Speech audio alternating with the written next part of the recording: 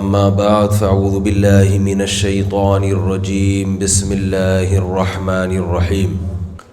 لال سہانرہ بہاولپور پہلی دفعہ یہاں بیان ہو رہا ہے۔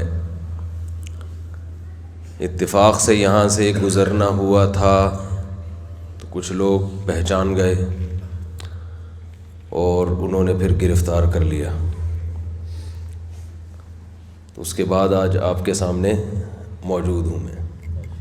تو آج یہ حضرات ہمیں جنگل بھی لے کر گئے، ہرن دکھائے، کالا ہرن، سفید ہرن۔ سفید کا مطلب جو کالا نہ ہو، مور دیکھے، پتہ نہیں کیا کیا، ماشاءاللہ اتنا بڑا جنگل یہاں پہ۔ اللہ تعالیٰ ان حضرات کی اس خدمت کو قبول فرمائے۔ وہاں جنگل میں مچھلی کھلائی، بڑا مزہ آیا ماشاءاللہ۔ اب آپ کے ان جنگل میں مچھلی کا کیا کام؟ مچھلی جنگل سے نہیں پکڑی تھی، مچھلی کہیں اور سے منگوائی تھی۔ اللہ تعالیٰ کا قرآن مجید میں ارشاد ہے، قرآن مجید کی کچھ آیتیں ایسی ہیں جو پورے اسلام کا گویا خلاصہ بیان کیا اس میں۔ سورہ والنازعات فَإِذَا جَاءَتِ الطَّامَّةُ الْكُبْرَى يَوْمَ يَتَذَكَّرُ الْإِنسَانُ مَا سَعَىٰ وَبُرِّزَتِ الْجَحِيمُ لِمَن يَرَىٰ فَأَمَّا مَنْ أَعْطَىٰ وَاتَّقَىٰ فَأَمَّا مَنْ خَافَ مَقَامَ رَبِّهِ وَنَهَى النَّفْسَ عَنِ الْهَوَىٰ فَإِنَّ الْجَنَّةَ هِيَ الْمَأْوَىٰ وَأَمَّا مَنْ طَغَىٰ وَآثَرَ الْحَيَاةَ الدُّنْيَا فَإِنَّ الْجَحِيمَ هِيَ الْمَأْوَىٰ۔ یہ آیتیں قرآن مجید میں سورہ نازعات کی آخری آیتیں ہیں۔ ان آیتوں میں اللہ نے چند جملوں میں پورے اسلام کو بیان کر دیا ہے۔ جہاں میری بات سمجھ میں نہ آئے آپ نے مجھے وہیں روک دینا ہے کہ مولانا صاحب یہاں تو سرائیکی زبان چلتی ہے نا، ایک دو جملے میں نے سرائیکی کے یاد کیے مگر وہ بڑے خطرناک ہیں، وہ لڑائی کے موقع پہ کام آ سکتے ہیں۔ تو پورے اسلام کا خلاصہ اللہ نے ایک دو جملوں میں بیان کر دیا۔ فرمایا فَأَمَّا مَنْ طَغَىٰ وَآثَرَ الْحَيَاةَ الدُّنْيَا فَإِنَّ الْجَحِيمَ هِيَ الْمَأْوَىٰ۔ دیکھو بھائی، ہم مسلمان کیوں ہیں؟ کیوں اسلام کی طرف اپنے آپ کو منسوب کرتے ہیں؟ کیوں ہم یہ کہتے ہیں لوگوں سے کہ ہم کیا ہیں؟ مسلم۔ اس کی وجہ کیا ہے؟ اگر اس کی وجہ یہ ہے کہ ہم مسلم گھر میں پیدا ہوئے، ایسے والدین کے گھر میں پیدا ہوئے کہ جو مسلم تھے، اور اس وجہ سے ہم اپنے آپ کو کہتے ہیں کہ ہم مسلم ہیں، یہ وجہ ہے، تو پھر بھائی ہندو اگر اپنے آپ کو ہندو کہے، عیسائی اپنے آپ کو عیسائی کہے، اس کا بھی حق ہے۔ کیا خیال ہے؟ وہ کس گھر میں پیدا ہوا؟ ہندوؤں کے گھر میں۔ اور اگر ہم اپنے آپ کو مسلمان اس لیے کہتے ہیں کہ اسلام کے کچھ بنیادی عقیدے ہیں، آپ بھی انہی عقیدوں کو مانتے ہو، چاہے اس لیے کہ آپ کے والدین مانتے تھے یا اس لیے کہ آپ کا اپنی تحقیق ہے، تو پھر آپ نظریاتی مسلمان ہو۔ کیونکہ اسلام کہتے ہیں پہلا اس بات کو ماننا کہ اس کائنات کو کسی نے بنایا ہے، یہ کائنات خود بخود، بولو بھائی، نہیں بنی۔ جس نے بنایا ہے اس کے سوا کسی کی عبادت جائز نہیں ہے۔ یہ نظریہ ہے اگر آپ کا تو مسلمان ہو گئے، پھر اتنا بھی کافی نہیں ہے۔ اس کے سوا کوئی عبادت کے لائق نہیں، اور پھر اس نے اپنے بندوں کی ہدایت کے لیے لاکھوں ہزاروں پیغمبر دنیا میں بھیجے، یہ بھی ماننا پڑے گا آپ کو۔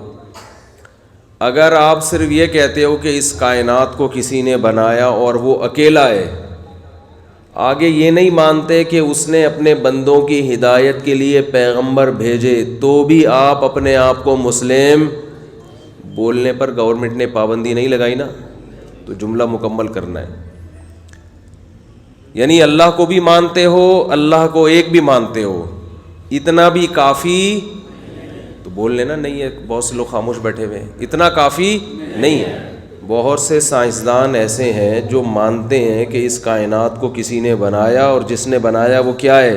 تنہا ہے، اکیلا ہے، لیکن اس سے وہ مسلم نہیں بن جاتے۔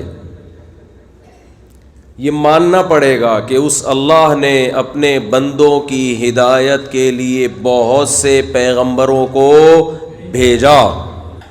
کتنی باتیں ہو گئی بھائی؟ نمبر لگائیں، 3 باتیں۔ پہلا، اس کائنات کو کسی نے بنایا ہے، خود سے نہیں بنی، بنانے والا اکیلا ہے، اس کے ساتھ کوئی شریک نہیں ہے۔ بنانے والے نے بہت سے پیغمبروں کو اپنے بندوں کی ہدایت کے لیے بھیجا۔ ایسا نہیں ہے کہ بنا کے اپنے بندوں کو ان کے حال پر چھوڑ دیا، ایسا نہیں ہے کہ بنا جو مرضی کرو۔ چوتھی بات، اس اللہ نے جن پیغمبروں کو بھیجا ان میں بعض پیغمبروں کو کتابیں بھی دیں، وہ کتاب اللہ کا کلام تھی، اس میں اللہ نے خود اپنے بندوں سے براہ راست بات کی ہے۔ یہ کتنے عقیدے ہو گئے؟ 4۔ اور ان کتابوں میں جو مشہور کتابیں ہیں وہ کتنی ہیں؟ 4۔ تورات حضرت، بولیں بھائی، کس پہ نازل ہوئی؟ موسیٰ علیہ السلام پر۔ قرآن میں اللہ نے ذکر کیا، تو ہمارا ایمان ہے کہ موسیٰ کلیم اللہ تھے، کوہ طور پر ان کو نبوت ملی، اللہ براہ راست ان سے ہم کلام ہوتا تھا، اور اللہ نے ان کو بنی اسرائیل کی طرف پیغمبر بنا کر بھیجا، اور ان کو جو کتاب دی وہ ہدایت کی کتاب تھی، اور اس کا نام کیا تھا؟ تورات۔ زبور اللہ نے کس کو عطا فرمائی؟ داؤد علیہ السلام کو، یہ بھی بنی اسرائیل کے پیغمبر۔ انجیل اللہ نے کس کو عطا فرمائی؟ حضرت عیسیٰ علیہ السلام کو، یہ بھی اللہ کے سچے پیغمبر، بغیر باپ کے پیدا کیا اللہ نے اپنی قدرت سے۔ اور چوتھی کتاب قرآن، یہ کس پر نازل ہوئی؟ محمد صلی اللہ علیہ وسلم پر۔ تو یہ کون سا عقیدہ ہو گیا؟ نمبر 4۔ کائنات خود سے نہیں بنی، اللہ نے بنایا، وہ اکیلا ہے، یہ دوسرا عقیدہ۔ تیسرا، اس نے پیغمبر بھیجے۔ چوتھا، اس نے آسمانی کتابیں بھیجیں۔ 5واں عقیدہ، پیغمبروں کا سلسلہ محمد صلی اللہ علیہ وسلم پہ اس نے ختم کر دیا، آپ کے بعد کوئی نبی نہیں ہے۔ اگر کوئی کہتا آئے گا تو وہ کچھ بھی ہو سکتا ہے، مسلم نہیں ہو سکتی ہے۔ میں کیوں بتا رہا ہوں؟ آپ کہوں گے ہم کو اسلام پڑھانے آئے ہیں مفتی صاحب، یہ تو سب کو پتہ ہے۔ مسئلہ یہ ہے کہ نہیں پتہ، مسئلہ یہ ہے کہ آج مسلم کی ڈیفینیشن یہ ہے کہ شناختی کارڈ میں جس کا نام کیا لکھا ہوا ہو؟ مسلم۔ مذہب کے خانے میں کیا لکھا ہو؟ مسلم، تو اس کو لوگ سمجھتے ہیں مسلمان ہے، حالانکہ ایسا نہیں ہے بھائی۔ کچھ بنیادی عقیدے ہوں گے تو مسلم کہلاؤ گے۔ شناختی کارڈ، اگر شناختی کارڈ میں اسلام لکھنا مسلم بن جاتا تو قیامت کے دن حساب و کتاب کے بجائے شناختی کارڈ دیکھے جاتے لوگوں کے۔ بہت مشکل ہے بات سمجھانا۔ قیامت کے دن فرشتوں کا کام ہو جاتا بہت آسان۔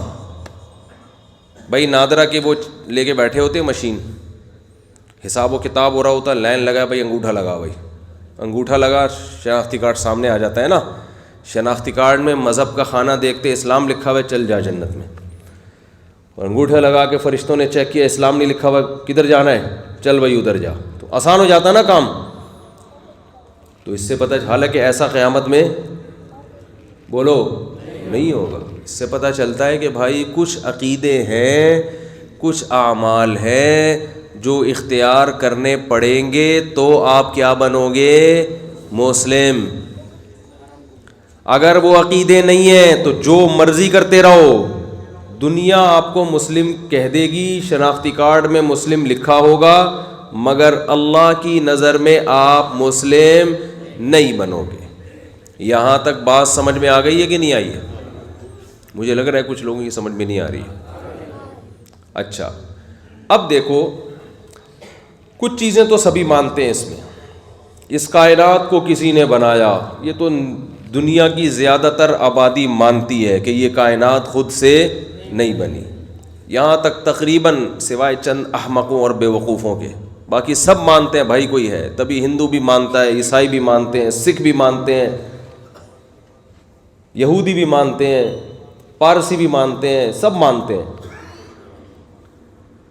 مسئلہ یہاں آ کے کھڑا ہوتا ہے کہ اچھا یہ بھی سب مانتے ہیں کہ وہ ایک ہے, اس کے ساتھ کوئی شریک نہیں ہے. آپ عیسائیوں سے پوچھو کہ خدا کتنے ہیں, وہ کیا جواب دیں گے؟ ایک. ہندوؤں سے پوچھو کہ جو حقیقی بھگوان ہے اس کی تعداد کتنی ہے, وہ کیا کہیں گے؟ ایک. وہ کہتے ہیں سچی بچی کا بھگوان بس ایک ہی ہے. باقی پھر بھگوانوں کے مختلف ریٹ مارکیٹ میں کہ جو بتوں کے بنے ہوئے بھگوان ہیں وہ پھر ہول سیل کے حساب سے مارکیٹ میں بک رہے ہیں. تھائی لینڈ میں گیا تھا, وہاں بھگوان کی بڑی مارکیٹ تھی. اس میں کیونکہ وہاں کے بھگوان ذرا پائیدار ہوتے ہیں, جیسے ہوتا ہے نا بھائی چیزیں مختلف جگہوں کی پائیدار ہوتی ہیں نا. آپ گاڑی جاپان کی لوگے پائیدار ہوگی, پاکستانی گاڑی اتنی مزیدار نہیں ہوتی. تو ایسے ہی تھائی لینڈ میں بھگوان کی بہت بڑی مارکیٹ ہے, تو وہ ذرا پائیدار بھگوان ہوتے ہیں, اور 4 بھگوان پہ ایک فری بھی ملتا ہے وہاں پہ. تو اس لیے زیادہ تر امپورٹ بھگوان کہاں سے ہوتے ہیں؟ تھائی لینڈ سے بھگوان. میں تو گیا ہوں مارکیٹ میں نے دیکھا ہے. تو پھر وہ جو بھگوان ہیں ان کے وہ اس میں جو مختلف قسم کے کاموں کے لیے مختلف قسم کے بھگوان استعمال ہوتے ہیں. خیر وہ ان کا مذہب ہے, ہمیں اس سے کیا لینا دینا. تو یہ سب مانتے ہیں کہ حقیقی بھگوان کتنے ہیں؟ ایک. عیسائی بھی مانتے ہیں حقیقی خدا کتنے ہیں؟ ایک. ہر ایک سے وَلَئِن سَأَلْتَهُم مَّنْ خَلَقَ السَّمَاوَاتِ وَالْأَرْضَ لَيَقُولُنَّ اللَّهُ. حتیٰ کہ مکہ کے مشرکین جو 360 بتوں کو پوجتے تھے, جب ان سے پوچھا جاتا کہ اس کائنات کو کس نے بنایا, وہ کہتے تھے صرف اللہ نے. یہ بت اللہ اس کائنات کو بنانے میں اللہ کے ساتھ شریک نہیں تھے. ان کو پتا تھا ان کو تو ہم نے اپنے ہاتھوں سے بنایا ہے, یہ کیسے بنا سکتے ہیں. تو اتنی کھوپڑی ان مشرکین میں بھی تھی. تو وہ اس کو مانتے تھے کہ خدا کتنے ہیں؟ ایک. اب سوال یہ پیدا ہوتا ہے کہ جب وہ بھی ایک خدا کو مانتے تھے, مسلمان بھی ایک خدا کو مانتے تھے, تو پھڈا کس بات کا, پھر جھگڑا کس بات کا ہو گیا؟ اصل تو اسلام کی بنیادی دعوت کیا ہے؟ توحید ہے نا. نبی صلی اللہ علیہ وسلم نے جب دعوت دی ہے مشرکین مکہ کو, تو نماز روزے کی بات تو بہت بعد میں جا کے کی ہے نا. اصل جو پھڈا کھڑا ہوا تھا, جھگڑا کھڑا ہوا تھا, وہ کیا ہے؟ قولوا لا الہ الا اللہ. عبادت معبود صرف کتنے ہیں؟ ایک. ایک معبود ہے, اس پر جھگڑا کھڑا ہو گیا نا. ابو لہب نے کہا تبا لک یا محمد صلی اللہ علیہ وسلم, اے محمد آپ کے ہاتھ معاذ اللہ ٹوٹ جائیں. اسی پہ قرآن کی آیت نازل ہوئی تبت یدا ابی لہب, ابو لہب کے ہاتھ ٹوٹ جائیں. تو سوال یہ پیدا ہوتا ہے کہ جب ابو لہب کا بھی ایک خدا تھا, اور آپ صلی اللہ علیہ وسلم نے جو پہلی دعوت دی ان کو جمع کر کے احد کے وہ جو پہاڑ ہے مکہ مکرمہ کا, صفا پہ کھڑے ہو کر, تو اس میں آپ صلی اللہ علیہ وسلم نے بھی ایک خدا کی بات کی. تو پھر جھگڑا کس بات کا ہوا؟ سوال سمجھ میں آئے گا تو جواب سمجھ میں آئے گا بھائی. اگر سوال ہی سمجھ میں نہیں آ رہا تو پھر جواب سمجھ میں نہیں آئے گا. تو وہ بھی کہہ رہے تھے ایک خدا ہے. آپ صلی اللہ علیہ وسلم نے بھی فرمایا کہ اللہ کے سوا کوئی معبود نہیں ہے. تو پھر جھگڑا کیا ہوگا بھائی؟ قرآن خود کہتا ہے ان سے پوچھو کہ خدا کتنے ہیں, کائنات کو بنانے والے کتنے ہیں, تو یہ بھی کہتے تھے ایک. اور آپ نے بھی کیا فرمایا؟ ایک. تو پھر جھگڑا کس بات کا ہے بھائی؟ 2 آدمی لڑ رہے ہوں ہوٹل پہ جا کے نا, سفر میں تھے, کھانا کیا کھانا ہے انہوں نے. ایک کہہ رہے بریانی کھانی ہے, آج ہوٹل میں ہم کیا کھائیں گے؟ بریانی کا آرڈر کرو. دوسرا کہہ رہے نہیں بریانی کھانی ہے. ایک کہہ رہے نہیں تیری بات نہیں چلے گی, کیا کھانا ہے؟ بریانی کھانی ہے. دوسرا کہتا ہے نہیں میں تیری نہیں مانوں گا, بلکہ آرڈر پہ کھانے پہ کیا منگوانا ہے؟ بریانی. تو تیسرا جا کے بولے گا بھائی جب تم دونوں کا ہی موڈ بریانی کا ہے تو پھڈا کس بات کا ہے؟ اب وہ کہنے لگے اصل میں اس کا مسئلہ یہ ہے کہ یہ بریانی منگوا رہا ہے. تمہارا کیا مسئلہ ہے؟ میرا مسئلہ یہ کہ میں بریانی منگوا رہا ہوں.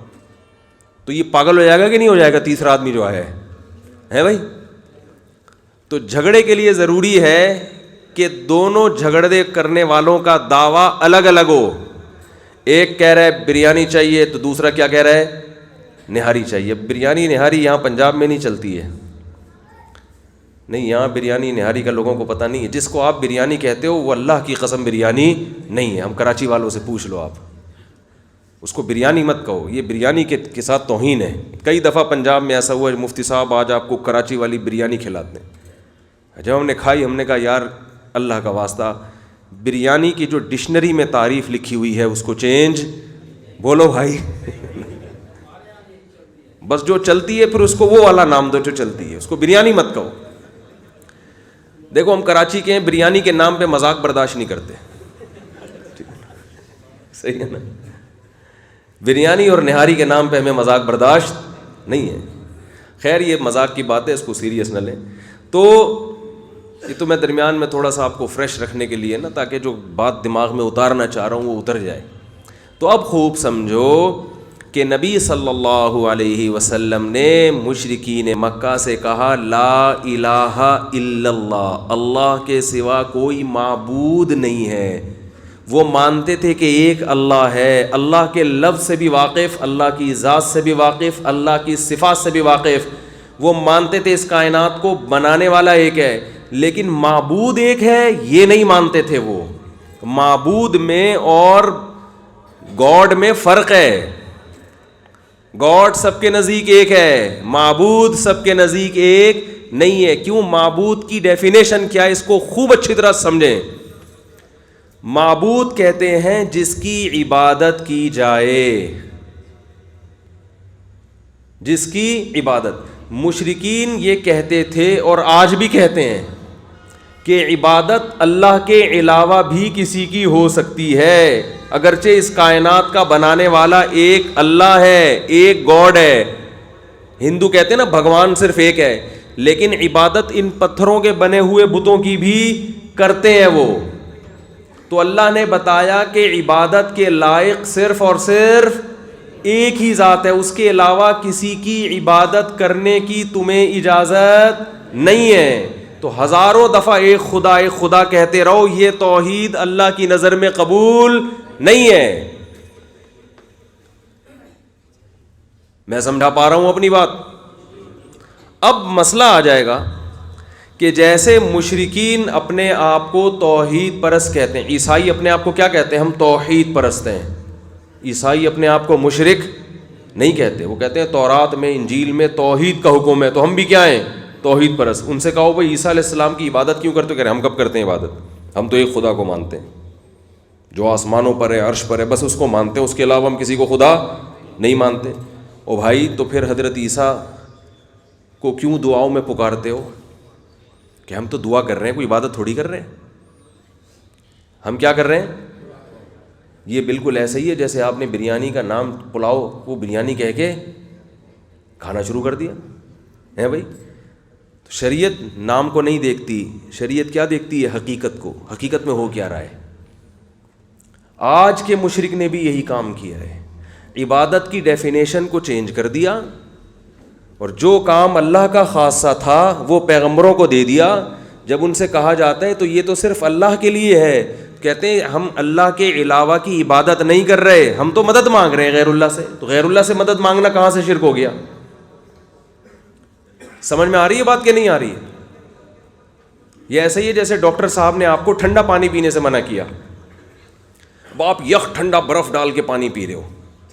ڈاکٹر کہہ رہا ہے میں نے تجھے منع کیا تھا ٹھنڈا پانی نہیں پینا, آپ نے کہا یہ ٹھنڈا تھوڑی ہے, یہ تو گرم ہے. ڈاکٹر کہے گا بھائی گرم کہاں سے ہو گیا, یہ اس میں تو برف پڑا ہوا ہے. تو آپ نے کہا جس پانی میں برف ہوتا ہے اس کا ٹیمپریچر 0 کے قریب قریب ہوتا ہے, اسی کو گرم پانی کہتے ہیں اردو میں. ڈاکٹر کہے گا بھائی تم نے ٹھنڈے اور گرم کی ڈیفینیشن کو کیا کر دیا؟ چینج کر دیا. تم جو پانی چولہے پہ ابل رہا ہو اس کو اپنی زبان میں ٹھنڈا کہتے ہو, اور جو پانی جس کا ٹیمپریچر کم ہو اس کو اپنی زبان میں کیا کہتے ہو؟ گرم. تو تم نے لغت کو چینج کر دیا, اس سے حقیقت میں جو ٹھنڈا ہے وہ گرم نہیں بنے گا, اور جو گرم ہے وہ ٹھنڈا نہیں بنے گا, اور جو ٹھنڈے کے نقصانات ہیں وہ حاصل ہوں گے چاہے اس پہ گرم کا لیبل لگا کے پیو. اب ٹھنڈا یخ پانی ہے، اس پہ آپ نے بوتل پہ لکھ دیا گرم پانی اور آپ پی رہے ہو، تو نزلے میں کیا فائدہ ہوگا اس سے؟ ہے بھائی؟ تو بالکل یہی حال مشرک نے کیا. اس نے کیا کہا؟ اس نے کہا کہ ہم صرف اللہ کی عبادت کرتے ہیں، ہم کلمہ پڑھتے ہیں لا الہ الا اللہ، عبادت کے لائق صرف اور صرف اللہ کی ذات ہے. اب اس سے کہو بھائی پھر اللہ کو پکارو، تو پھر یا رسول اللہ مدد، یا علی مدد، یا حسین مدد، یا غوث آدم مدد، اور پھر قبروں پہ جا کے پیروں سے مدد. یہ کیا ہو رہا ہے؟ اس نے کہا یہ کوئی عبادت تھوڑی ہو رہی ہے. نماز تو ہم صرف اللہ کے سامنے پڑھتے ہیں. ہم تو ان کو پکار رہے ہیں اپنی مشکلات میں، تو مشکل میں کسی کو پکارنا یہ کوئی عبادت تھوڑی ہے. پھر وہ کہتے ہیں دیکھو اگر یہ عبادت ہے تو آپ ہیلپ لائن فون کیوں کرتے ہو؟ پھر جب آپ کو کوئی مشکل آتی ہے تو پولیس کو پکارتے ہو نا. یہ ایگو تو بند کر دو میرے بھائی. تو جب آپ کو کوئی مشکل پیش آتی ہے تو پولیس کو مدد کے لیے اس کا نام ہی ہیلپ لائن، وہ لائن جس سے آپ کو مدد ملے گی. وہ الگ بات ہے نہ ملے، وہ پھر پولیس والوں کا مسئلہ ہے، لیکن وہ لائن جس سے مدد ملنی چاہیے. تو کہتے ہیں جب پولیس والوں کو مدد کے لیے پکارا جا سکتا ہے تو اللہ کے نبی کو یا بزرگوں کو، غوث اعظم کو مدد کے لیے کیوں نہیں پکارا جا سکتا؟ فرق کیا ہے اس میں؟ میں سمجھا پا رہا ہوں اپنی بات؟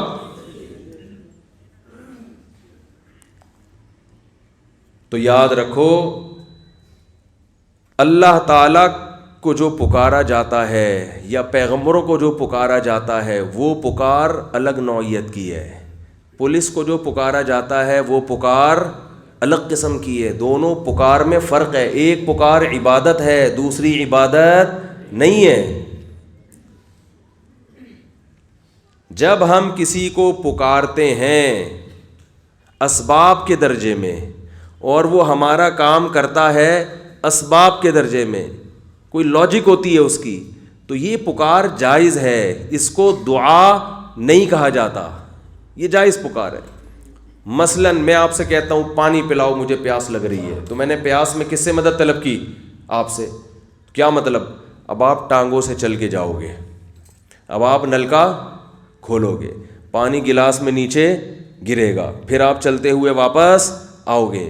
تو یہ سارے کام اسباب کے دائرے میں ہو رہے ہیں. وہ اسباب جو اللہ نے زمین میں جو نظام بنایا ہوا ہے نا، اس نظام کے تحت ہو رہے ہیں، سسٹم کے تحت ہو رہے ہیں.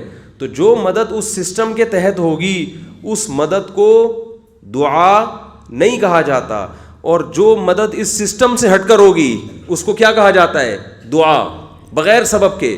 یہ صرف کس سے جائز ہے؟ اللہ سے جائز ہے. قرآن میں اللہ کا ارشاد ہے، سورہ فاتحہ میں بار بار حکم دیا ایاک نعبد، اے اللہ ہم تیری ہی عبادت کرتے ہیں، وایاک نستعین، اور صرف تجھ سے مدد طلب کرتے ہیں. تو اگر پولیس سے مدد طلب کرنا اور اللہ سے مدد طلب کرنا ایک ہی جیسا ہوتا، ایک ہی طرح کی مدد ہوتی، تو پھر ہم یوں کیوں کہتے ہیں اللہ صرف تجھ سے مدد طلب کرتے ہیں؟ اس سے پتہ چلتا ہے کہ جو اللہ سے مدد طلب کی جاتی ہے وہ اور قسم کی ہے، اور پولیس سے جو مدد طلب کی جاتی ہے وہ الگ قسم کی ہے. یہ دو قسموں میں فرق کرنا ضروری ہے. آج کے مشرکین نے دونوں قسموں کو گڑبڑ کر دیا ہے اور شرک کے دروازے کھول دیے ہیں. تو ایک مدد ہوتی ہے اسباب کے تحت. آپ بیمار تھے، ڈاکٹر کے پاس گئے، شادی ہو گئی، 10 سال ہو گئے، اولاد نہیں ہو رہی، حکیم کے پاس جاتے ہیں نا کہ بھئی اولاد چاہیے. کیا مطلب؟ اسباب کے تحت وہ کوئی طاقت کی دوا دے گا جس سے اولاد کے جرثومے بڑھ جائیں گے، عورت میں بانجھ پن ہے اس کا علاج کرے گا. یہ چیزیں جو اللہ نے دنیا میں اسباب پیدا کیے ان کے تحت ہیں کہ نہیں ہیں؟ یہی وجہ ہے کہ اسباب سے ہٹ کے وہ آپ کی مدد نہیں کرے گا. مثال کے طور آپ 90 سال کے ہو گئے اور آپ کی بیگم کی عمر 99 سال، بلکہ آپ کو 99 کر لیتا ہوں، بیگم کو 90 پہ لے آتا ہوں، پھر مثال صحیح بنے گی نا. آپ ہو گئے 99 کے اور بیگم ہو گئی 90 سال کی، اولاد نہیں ہو رہی. اب آپ حکیم کے پاس جاؤ، بھائی اولاد نہیں ہو رہی، کوئی دوا مل جائے گی؟ حکیم کہے گا میں خدا بولو نہیں، بڑھاپے میں کوئی دوا کام نہیں آتی. ڈاکٹر کے پاس گئے، ڈاکٹر صاحب میری عمر 99 سال ہے اور بیگم صاحبہ کی عمر 90 سال ہے، بانجھ ہے، وہ ویسے بھی بانجھ ہے اور اب بوڑھی بھی ہو, اتنی عمر میں تو بانجھ نہیں بھی ہو تو بھی نہیں ہوتی اولاد, تو ڈاکٹر صاحب کوئی ایسی کوئی دوا کھلا دیں کہ ہمارے ہاں کیا ہو جائے, اولاد ہو جائے. ڈاکٹر کیا کہے گا, بھائی میں بھگوان بولو نا نہیں ہوں, میں خدا نہیں ہوں, میں کوئی اللہ تھوڑی ہوں. بھائی یہ پاسبل ہی نہیں ہے, ممکن ہی نہیں ہے. جو دنیا میں اللہ نے اسباب پیدا کیے ان کے تحت بڑھاپے میں اولاد ممکن نہیں ہے. لیکن حضرت زکریا علیہ الصلاۃ والسلام اللہ کی چوکھٹ کو کھٹکھٹایا اور کیا فرمایا, واشتعل الرأس شیبا, اے اللہ انی وہن العظم منی, اے اللہ میری ہڈیاں کمزور ہو چکی ہیں. واشتعل الرأس شیبا, سر کے بال سفیدی میں ایسے بھڑک رہے ہیں جیسے آگ بھڑکتی ہے. ایک تو بال سفید ہوتے ہیں نا تھوڑے ملے جلے, ایک ہوتا ہے بالکل جب ایسے سفید ہوتے ہیں کہ آنکھیں ٹکانا مشکل ہو جاتا ہے ان کے اوپر, یہ مکمل بڑھاپا جب آتا ہے. واشتعل الرأس شیبا, بڑھاپے میں سر کے بال بالکل سفید. وامرأتی عاقر, اور میری بیوی بانجھ بھی ہے بڈھی بھی ہے. ولم اکن بدعائک ربی شقیا, اے اللہ لیکن تیری رحمت سے نا امید نہیں ہوں.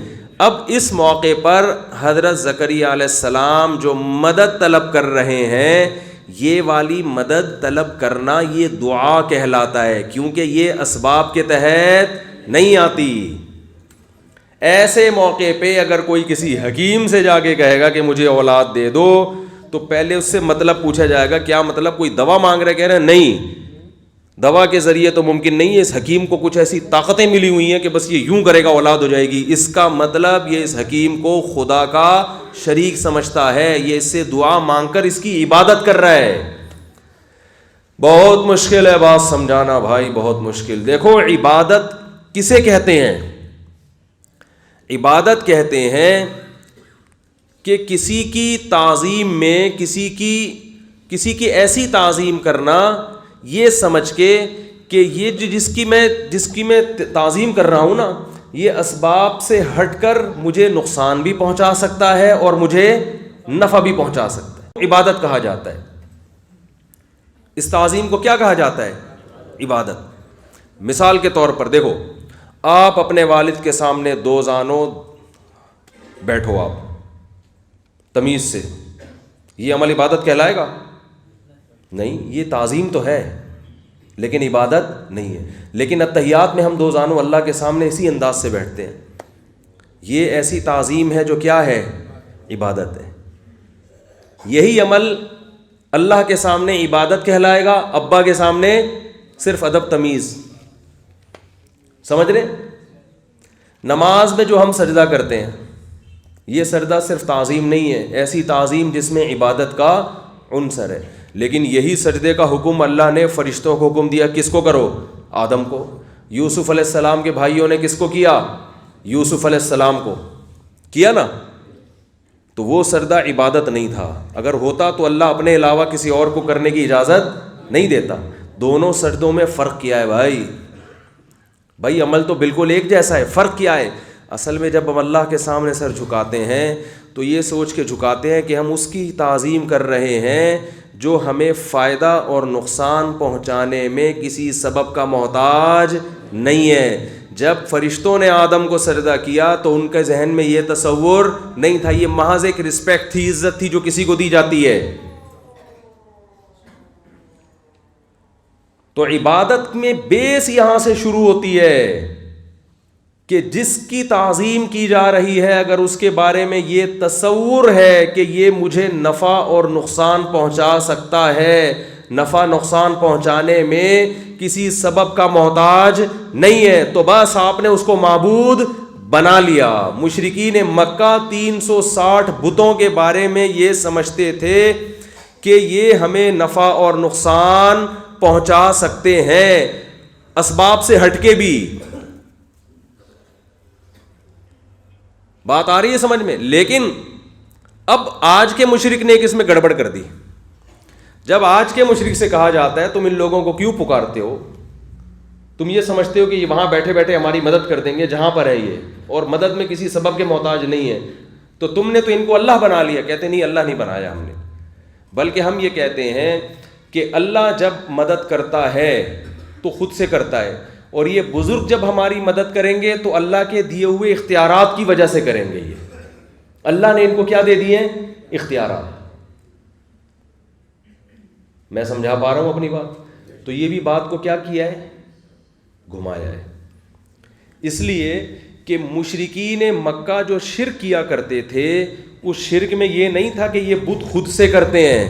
ان کا یہ خیال تھا کہ یہ بزرگوں کی بنائی ہوئی مورتیاں ہیں, اللہ نے خوش ہو کر ان مورتیوں کو اختیارات دے دیے ہیں, لہذا اب یہ اللہ کے حکم سے کرتے ہیں جو کچھ ہماری مدد کر رہے ہیں, اللہ نے ان کو اختیارات دے دیے ہیں. تو قرآن پورا اسی پہ نازل ہوا کہ اللہ نے اپنے اختیارات میں کسی کو اپنے ساتھ شریک نہیں کیا, کسی کو نہیں دیے اختیارات. مشرکین یہ ہرگز نہیں کہتے تھے کہ یہ خود سے خود مختار ہیں, نا نا نا نا, وہ جانتے تھے ان کو تو ہم نے بنایا اپنے ہاتھوں سے خود مختار کہاں سے ہو گئے. جس شرک کی نفی کے لیے قرآن نازل ہوا ہے, آج وہ شرک ہول سیل کے حساب سے ہو رہا ہے, ہول سیل کے حساب سے ہو رہا ہے. کہتے ہیں عطائی اختیارات ہیں, اللہ کے پاس ذاتی ہیں اور بزرگوں کے پاس عطائی ہیں. تو اللہ نے کہا نہ, کوئی عطائی بتائی کسی کے پاس نہیں, سب کچھ کس کے پاس ہے؟ میرے پاس. کیوں؟ وجہ اس کی یہ ہے کہ دیکھو, حکومت جب اپنے اختیارات تقسیم کرتی ہے تو اپنے پاس بھی رکھتی ہے اور اپنے وزیروں کو بھی کچھ اختیارات دے دیتی ہے.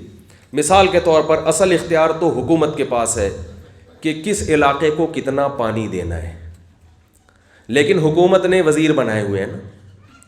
بجلی کے وزیر وابڈا والے ہوتے ہیں نا, یہاں وابڈا ہوتا ہے نا, تو جب بجلی کا مسئلہ ہوتا ہے ڈائریکٹ وزیر اعظم کا دروازہ آپ نہیں کھٹکھٹاتے, آپ جاؤ گے وابڈا والوں کے باہر کھڑے ہو جاؤ گے, بد دعائیں دو گے, خدا کا واسطہ اس پنکھے کو بھی چلتا ہوا دکھا دو, یہی کہو گے نا آپ.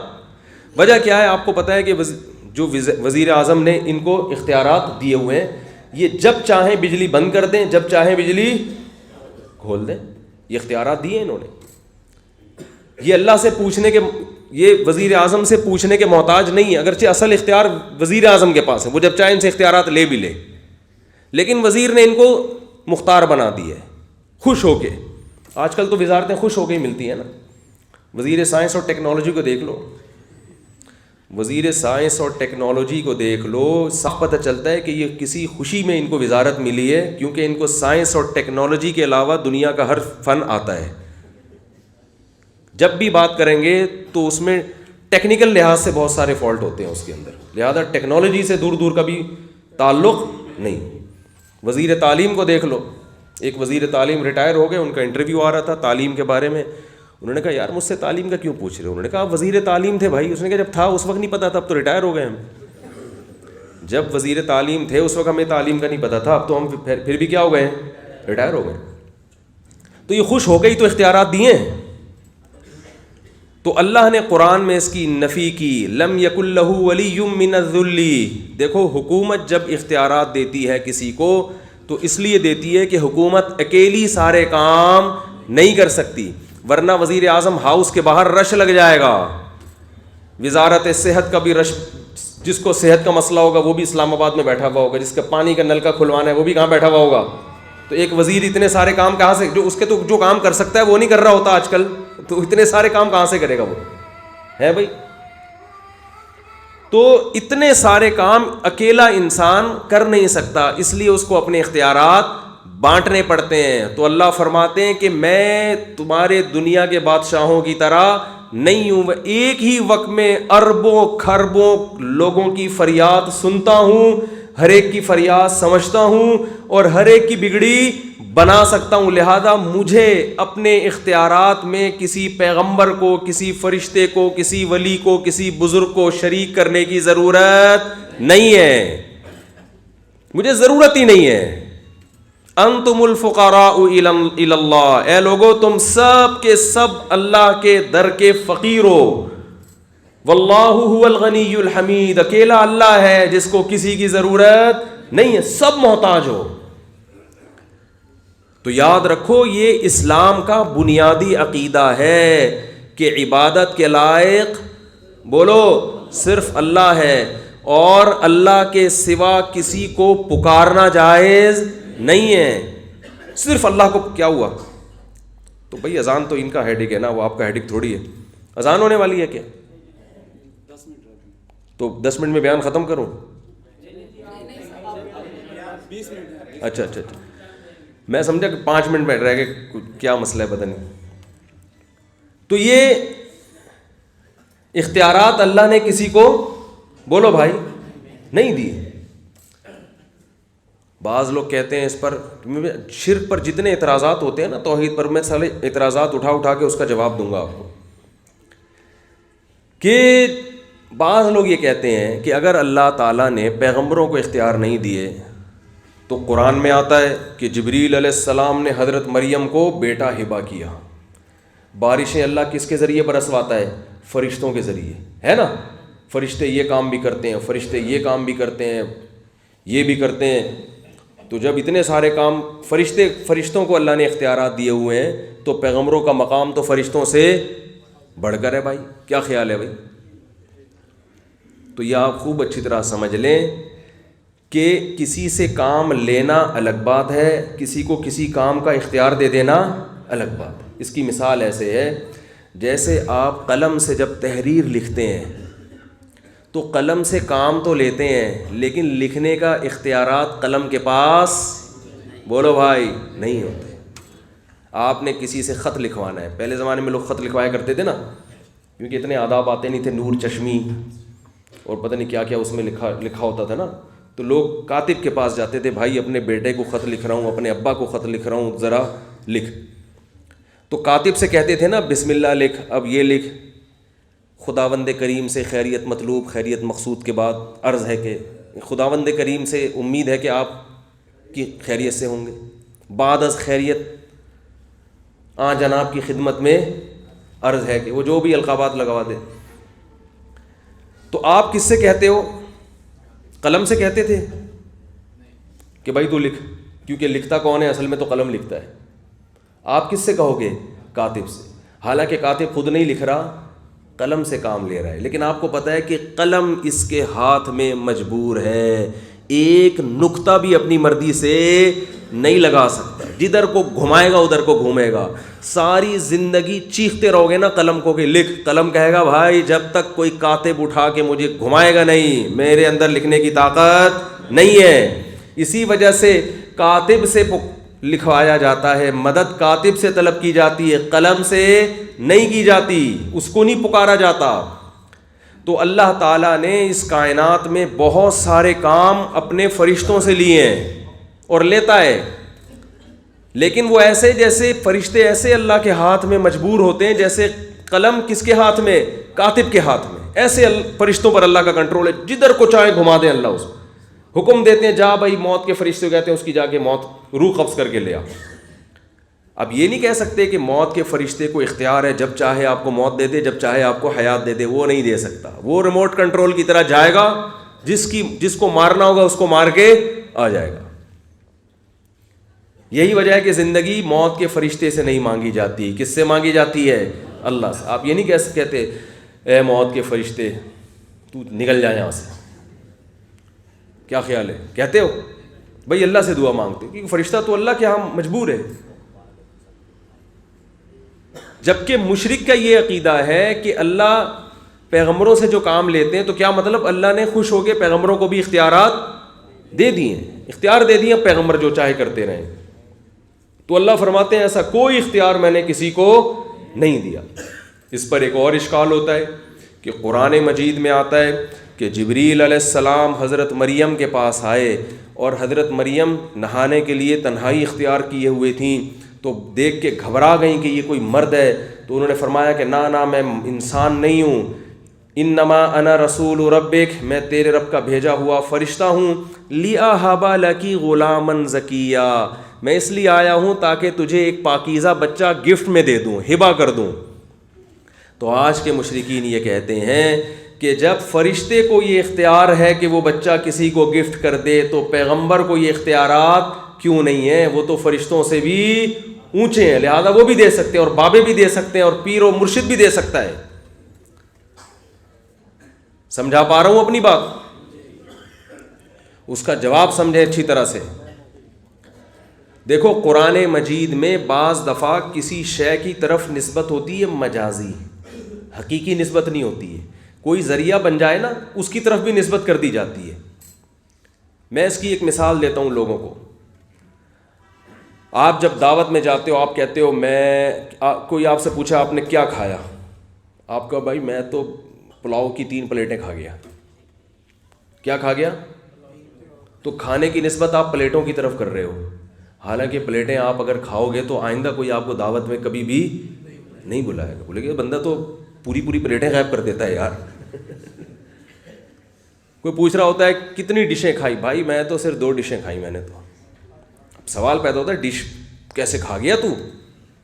تو مراد ڈش نہیں ہوتی بلکہ ڈش کے اندر جو چاول ہوتے ہیں وہ ہوتے ہیں. 1 پلیٹ بریانی ہوتی ہے، پلاؤ ہوتی ہے، پلاؤ کھا گیا.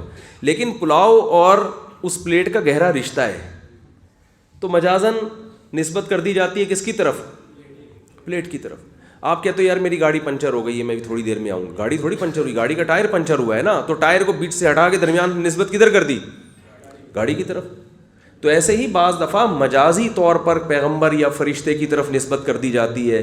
جبریل نے پھونک ماری، ہرگز جبریل نے اولاد نہیں دی. جبریل کو اللہ نے کسی کو اولاد دینے کا اختیار دیا ہی نہیں ہے. اللہ کے پاس ہے اختیار.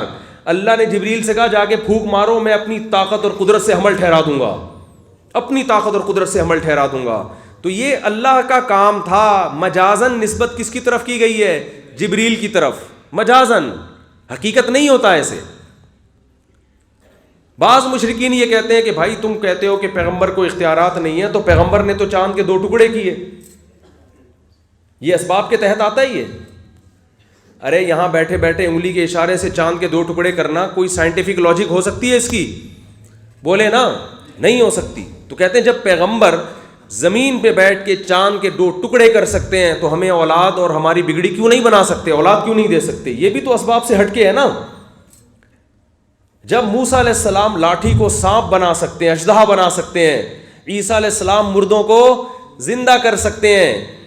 عیسائی یہ کہتے ہیں کہ حضرت عیسیٰ کو تم بھی مانتے ہو کہ مردوں کو زندہ کر دیتے تھے، کوڑ کے مریض کے ہاتھ پھیرتے اس کو شفا مل جاتی، پیدائشی نابینا کی آنکھوں پہ ہاتھ رکھتے اس کی بینائی واپس لوٹ جاتی. تو جب عیسیٰ ابن مریم اتنے سارے کام کر سکتے تھے حالانکہ اس کی کوئی لاجک نہیں تھی، تو اگر ہم ان کو دعا میں پکاریں گے تو وہ ہمیں اولاد بھی دے سکتے ہیں، وہ ہمارے بیماروں کو شفا بھی دے سکتے ہیں. یہ سوال سمجھ میں آ رہا ہے کہ نہیں آ رہا ہے؟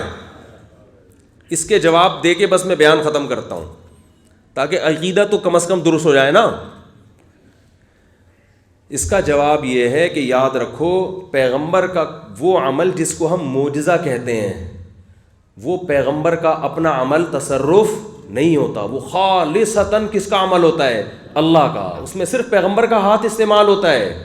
پیغمبر کو اختیارات نہیں دیے جاتے کہ چاند کے 2 ٹکڑے کر سکتے ہیں آپ جب چاہیں، آپ جب چاہیں لاٹھی کو سانپ بنا سکتے ہیں. ایسا نہیں ہے. اس کی سب سے بڑی دلیل یہ ہے کہ موسیٰ علیہ الصلاۃ والسلام ایسا نہیں تھا کہ جب لاٹھی کو پھینکتے ہیں وہ سانپ بن جاتی ہو. نا نا نا نا نا، موسیٰ علیہ السلام کے پاس یہ اختیارات نہیں تھے. یہی وجہ ہے کہ جب بھی لاٹھی پھینکنے کی باری آئی موسیٰ علیہ السلام نے وہی کا انتظار کیا. اللہ نے فرمایا موسیٰ اس کو زمین پہ ڈال دے، میں اپنی قدرت سے جب چاہوں گا اس کو سانپ بناؤں گا، اپنی قدرت سے جب چاہوں گا پتھر سے 12 چشمے نکال دوں گا، اپنی قدرت سے جب چاہوں گا اس کو سمندر پہ مارو گے سمندر 2 حصوں میں تقسیم ہو جائے گا. اگر حضرت موسیٰ علیہ السلام کو یہ اختیار ہوتا کہ جب چاہے لاٹھی کو سانپ بنا دیں تو اپنی ہی بنی ہوئی لاٹھی کو جب سانپ بنتا دیکھتے تو گھبراہٹ کا شکار نہ ہوتے. آپ سورہ طٰہٰ اٹھا کے دیکھیں، سورہ طٰہٰ میں اللہ نے کوہ طور پہ حضرت موسیٰ علیہ السلام کو بلایا. سورہ طٰہٰ میں وَمَا تِلْكَ بِيَمِينِكَ يَا موسیٰ، اے موسیٰ یہ تیرے دائیں ہاتھ میں کیا ہے؟ قَالَ هِيَ عَصَايَ، حضرت موسیٰ نے فرمایا میری لاٹھی ہے. أَتَوَكَّأُ عَلَيْهَا، پتے ٹیک لگاتا ہوں. وَأَهُشُّ بِهَا عَلَىٰ غَنَمِي، درختوں کے پتے جھاڑتا ہوں بکریوں کے لیے. وَلِيَ فِيهَا مَآرِبُ أُخْرَىٰ، اور بھی بہت سارے کام ہیں. ان میں سانپ بنانے کا کہیں بھی تذکرہ بولو نہیں. یہ سارے کام لاجک کے تحت ہوتے ہیں نا. ٹیک لگاتا ہے انسان، یہ لاجک ہے، سائنٹیفک لاجک ہے اس کی. درختوں سے پتے جھاڑتا ہے انسان، یہ لاجک میں آتی ہے چیزیں. لاٹھی کا سانپ بن جانا کسی لاجک میں نہیں آتا. یہ سائنٹیفک یعنی یہ ممکن ہی نہیں ہے اسباب کی دنیا میں. جادوگروں نے جو کیا نا وہ نظر کو دھوکہ دیا, حقیقت میں نہیں بنایا. اس پہ میں ابھی آتا ہوں, حقیقت میں تھوڑی بنایا. جادوگروں نے جو لاٹھی کو پھینکا سانپ بن گئی, تو قرآن میں یہ کہیں بھی نہیں ہے کہ وہ واقعی سانپ بن گئی. قرآن کہہ رہا ہے یخیل الیہ من سحرہم انہا تسعی, لوگوں کے دماغ کو ایسا مسمرزم کیا ہے کہ لوگوں کو دیکھنے میں لگا, خیال یخیل خیالی دنیا میں لگا کہ یہ لاٹھیاں سانپ ہیں اور ان کی طرف لوٹ رہی ہیں. حقیقت میں نہیں بنی تھی سانپ, دیکھنے میں لگ رہی تھی. لیکن حضرت موسیٰ نے جب لاٹھی زمین پہ ڈالی ہے تو قرآن یہ نہیں کہہ رہا دیکھنے میں ایسا لگا کہ اژدہا بن گیا, نہ قرآن کہہ رہا ہے فَإِذَا هِيَ ثُعْبَانٌ مُبِينٌ, اچانک بہت بڑا اژدہا بن گیا. وہ حقیقت میں بن گئی تھی, اور حقیقت میں بنانا یہ صرف کس کا کام ہے؟ اللہ کا. تو موسیٰ علیہ السلام نے جب لاٹھی کے بارے میں اللہ کو بتایا کہ اس سے پتے جھاڑتا ہوں, یہ کرتا ہوں, وہ کرتا ہوں, تو اللہ نے فرمایا القھا یا موسیٰ, اے موسیٰ ذرا اسے زمین پہ ڈال. اگر اختیارات ہوتے تو حضرت موسیٰ کہتے اللہ مجھے پتہ ہے میں جب چاہوں لاٹھی کو کیا بنا سکتا ہوں, سانپ. اللہ نے فرمایا ڈال زمین پہ. حضرت موسیٰ نے زمین پہ ڈالا ہے, فَإِذَا هِيَ حَيَّةٌ تَسْعَىٰ, سانپ بن کے دوڑنے لگی. حضرت موسیٰ علیہ السلام خوف سے بھاگے, وَلَمْ يُعَقِّبْ, قرآن کے الفاظ ہیں پیچھے مڑ کے نہیں دیکھا.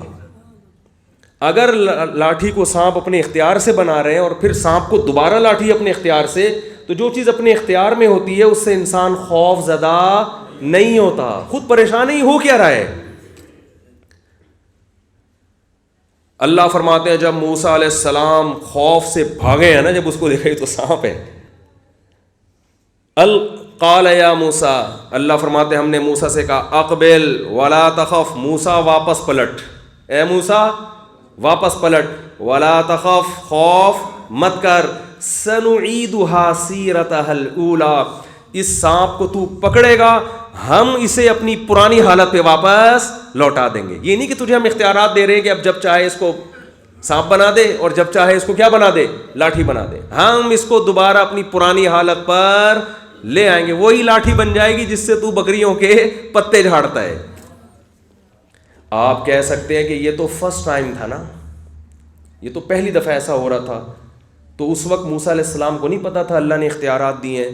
ہو سکتا ہے اس وقت پہلی دفعہ اللہ نے یہ ٹریننگ کروا دی, اب حضرت موسیٰ کو پتہ چل گیا کہ اب میرے پاس یہ رائٹ, مجھے یہ رائٹ ہے کہ اب میں جب چاہوں گا اپنی مرضی سے لاٹھی کو کیا بناؤں گا, سانپ بناؤں گا, اور جب چاہوں گا سانپ کو دوبارہ کیا بنا دوں گا, لاٹھی.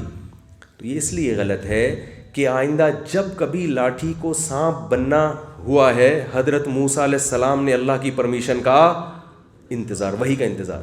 جادوگروں کا مقابلہ ہو رہا ہے. کئی دفعہ حضرت موسیٰ لاٹھی کو سانپ بنتا دیکھ چکے ہیں. فرعون کے پاس گئے, زمین پہ ڈالا, لاٹھی سانپ بن گئی. بہت دفعہ یہ معجزہ ہوا ہے. اس کے باوجود جب جادوگروں سے مقابلہ ہو رہا ہے, قرآن کے الفاظ ہیں ادھر ہزاروں جادوگر, اور انہوں نے لاٹھیاں زمین پہ ڈالی, وہ ہزاروں سانپ بن کر حضرت موسیٰ کی طرف دوڑنے لگیں. یہاں حضرت موسیٰ لاٹھی لے کے کھڑے ہوئے اکیلے, اور آپ کے ساتھ حضرت ہارون. قرآن کہہ رہا ہے فَأَوْجَسَ فِي نَفْسِهِ خِیفَةً مُوسیٰ, یہاں بھی موسیٰ کے دل میں کیا ہوا, خوف. یہ میرا ہوگا کیا, اتنے سارے سانپ میرے پہ حملہ کریں گے, میں تو بچوں گا ہی نہیں, میں تو ہار گیا مقابلہ. بھائی اگر اختیارات ہوتے تو کہتے کوئی بات نہیں, میرے پاس تو یہ بڑا زبردست سجدہ ہے, میں تو جب چاہوں گا بنا دوں گا. نا نا نا نا نا نا. قرآن کہہ رہے قُلْنَا لَا تَخَفْ, یہاں بھی اللہ نے فرمایا موسیٰ گھبرا مت, اِنَّكَ أَنْتَ الْأَعْلَىٰ, آج مقابلہ تو جیتے گا. وَأَلْقِ مَا فِي يَمِينِكَ, تیرے دائیں ہاتھ میں جو لاٹھی ہے نا اس کو کیا کر دے, زمین پہ ڈال دے. تلقف ما صنعوا, جتنا جادو ہے نا یہ ایک نوالے میں یہ سانپ کیا, تیرا جو سانپ ہے یہ کیا کرے گا, نگل لے گا اس کو.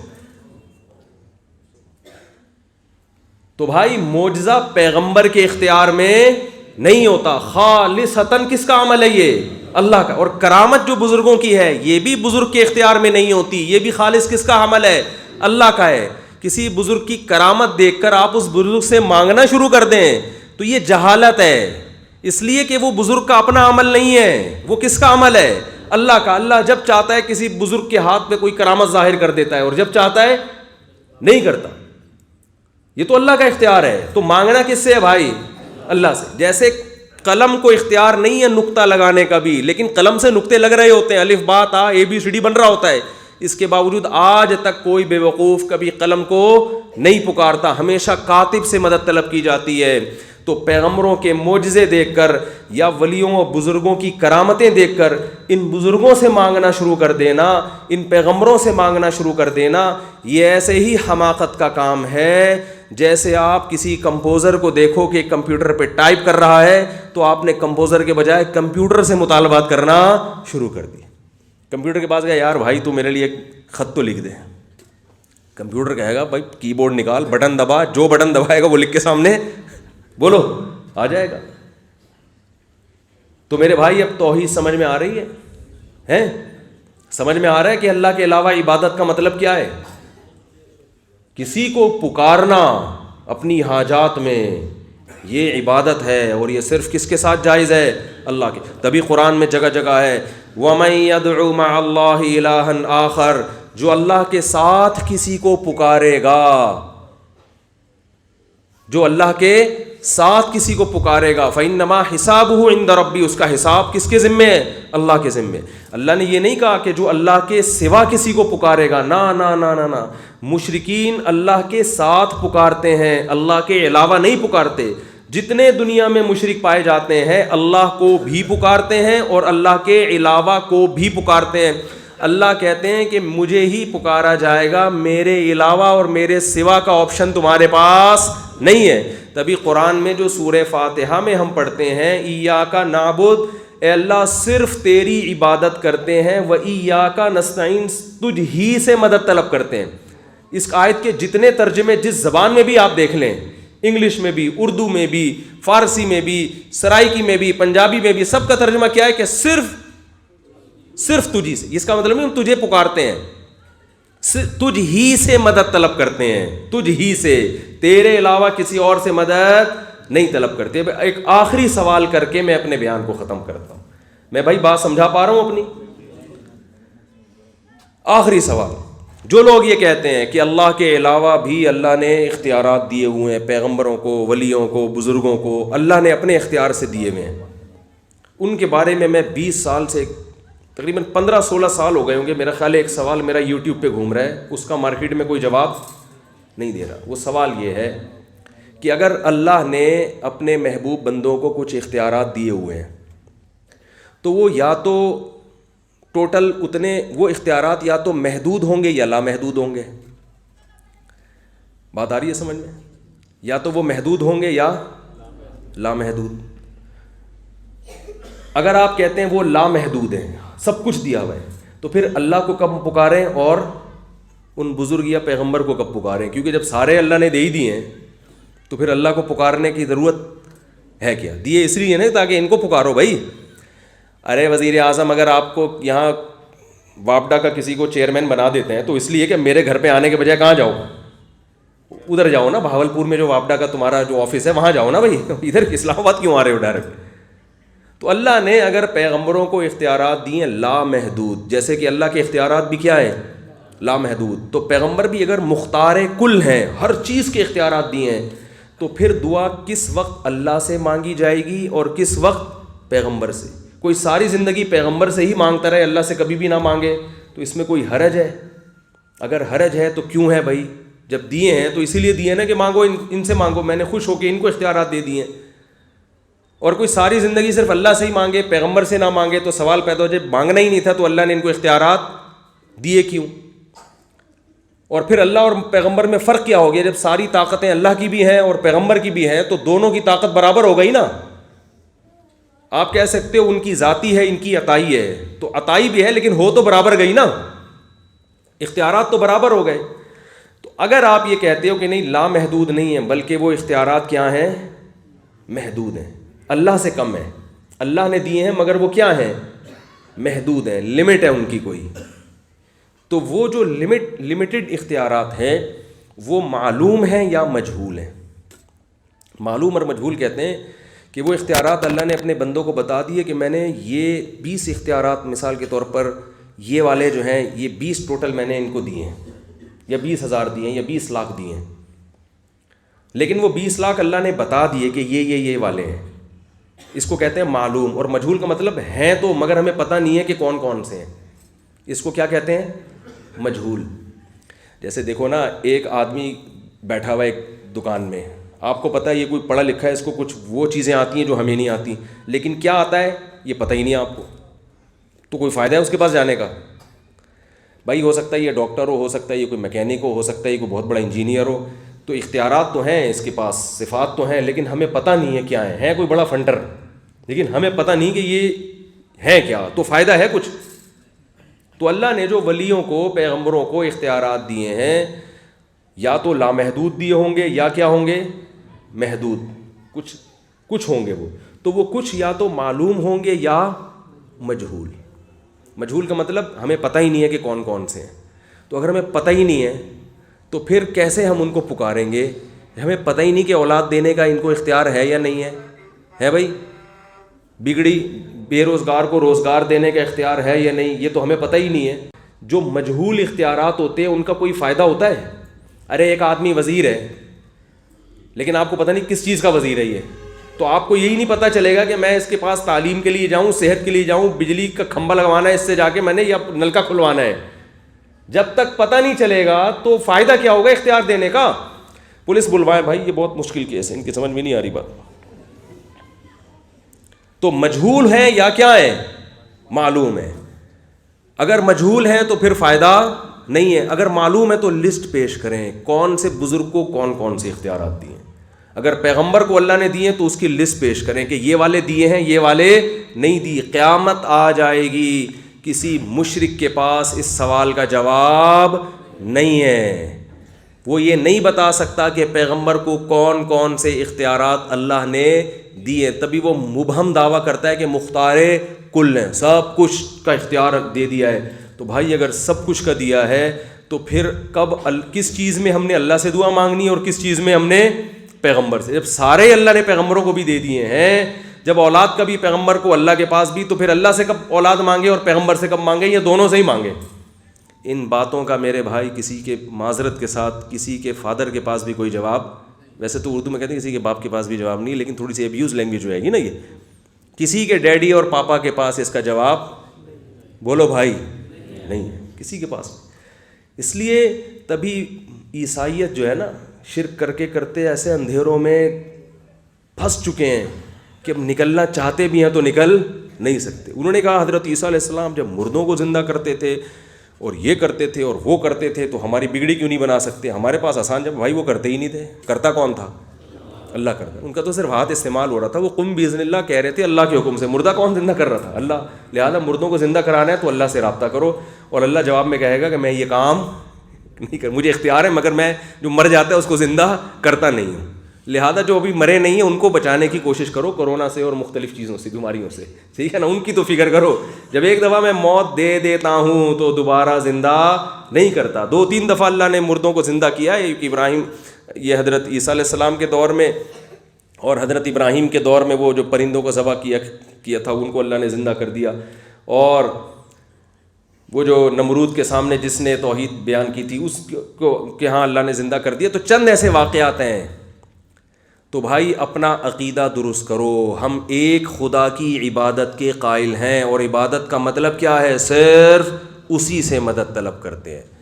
یہی وہ توحید ہے جس کو لے کے قرآن آیا, اور قرآن نے عربوں پہ محنت کی, اور لا الہ الا اللہ کا جو مفہوم ہے وہ یہی ہے جس سے عرب متفق نہیں تھے. تبھی پیغمبر کی لڑائیاں ہوئیں, تبھی بحث ہوئی, ورنہ وہ بھی کہتے تھے ایک اللہ ہے, وہ بھی کہتے تھے ایک اللہ ہے, وہ بھی کہتے تھے ابراہیم علیہ السلام اللہ کے رسول ہیں. اور اگر پیغمبر یہ توحید بیان کرنا چھوڑ دیتے تو وہ محمد صلی اللہ علیہ وسلم کو پیغمبر ماننے کے لیے بھی تیار تھے. وہ کہتے تھے آپ ہمارے بتوں کے بارے میں جو کہتے ہو نا ان کے پاس اختیارات نہیں ہے, یہ نعرہ لگانا چھوڑ دو تو آپ کی ہر دعوت پہ ہم لبیک کہیں گے. اور پیغمبر نے کیا فرمایا؟ میرے ایک ہاتھ پہ چاند رکھ دو, ایک ہاتھ پہ سورج, میں اس دعوت سے پیچھے نہیں ہٹوں گا. تو بھائی اپنا عقیدہ صحیح کریں گے کہ نہیں کریں گے؟ اللہ تعالی ہمیں توحید پر قائم رہنے کی توفیق عطا فرمائے اور اسی پر ہمیں موت دے. اچھا, اس بارے میں 2 انتہائیں ہیں. کچھ لوگوں نے تو کرامتوں کا ہی انکار کر دیا اور کہا کہ یہ توحید کے منافی. فضائل اعمال میں کرامتیں لکھی ہوئی ہیں نا بہت ساری بزرگوں کی. کچھ لوگوں نے کہا یہ شرک ہے. فضائل اعمال میں کیا ہے؟ شرک ہے. فلاں بزرگ نے یہ کر دیا, فلاں بزرگ نے یہ کر دیا, تو یہ کیا ہے؟ شرک ہے. یہ ایک انتہا ہے. ایک صاحب کا میرے پاس فون آیا, کہنے لگے یار آپ کے فضائل صدقات اور فضائل اعمال میں تو شرک بھرا ہوا ہے. میں نے کہا کیسے؟ انہوں نے کہا وہ فلاں بزرگ نے مردے کو زندہ کر دیا اور یہ کر دیا, پتہ نہیں وہ کر دیا, یہ تو شرک ہے. میں نے کہا کیوں شرک ہے؟ انہوں نے کہا یہ تو اللہ کے پاس اختیارات ہیں. تو میں نے کہا بھائی وہ بزرگ نے, اگر کوئی ایسی کرامت کسی نے دیکھی ہے تو بزرگ نے نہیں کیا, وہ کیا کس نے؟ اللہ نے کیا. تو اللہ بعض دفعہ کسی بزرگ کے ہاتھ پہ کچھ بھی کر سکتا ہے. تو اس سے یہ نہیں ہم مانتے کہ ان بزرگوں کے پاس اختیارات آ گئے. وہ بیچارے پہلے بھی کمزور تھے, اب بھی کیا ہیں کمزور. اتنے کمزور ہیں کہ ایک صاحب کا میرے پاس فون آیا کہ مجھے آدھا دھڑ میرا فالج زدہ ہے.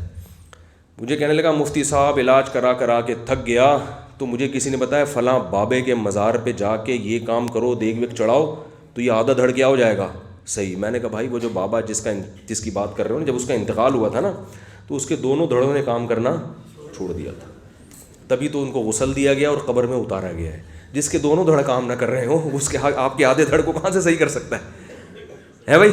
ایک لطیفہ بھی سنا دیتا ہوں, اس پہ چٹکلا سنا دوں, مجھے ٹائم ہے. وہ ایک آدمی کو کسی نے کہہ دیا, وہ بیچارہ تھوڑا سا آنکھوں میں اعورار تھا, بھینگا پن تھا نا آنکھوں میں, ہوتا ہے نا تھوڑا سا, تو کوئی اس کو لفٹ ہی نہیں کراتا تھا. تو ایک شرارتی لڑکی تھی, اس نے کہیں جا کے اس کی تعریف کر دی کہ تمہاری آنکھیں تو فلاں ہیرو سے ملتی ہیں, یعنی بڑے خوبصورت, بس ویسے ہی چھیڑنے کے لیے نا کہ یہ خوش فہمی میں مبتلا ہو جائے گا, کوئی اس کو لفٹ نہیں کراتا. اب یہ خوش فہمی میں آ گیا کہ میں تو فلاں فلم کے ہیرو کی طرح ہوں, میری آنکھیں تو فلاں فلم کے فلاں ہیرو سے ملتی ہیں. تو اپنے دوست کے پاس آیا, کہہ رہا ہے تیرا میری آنکھوں میں آنکھیں ڈال کے دیکھ اور بتا غور کر کے یہ آنکھیں کس سے ملتی ہیں. اس نے آنکھوں میں آنکھیں ڈال کے غور کیے کہ کافی دیر کے بعد کہا یہ تو آپس میں نہیں ملتی ہیں بھائی. یہ آنکھیں تو آپس میں,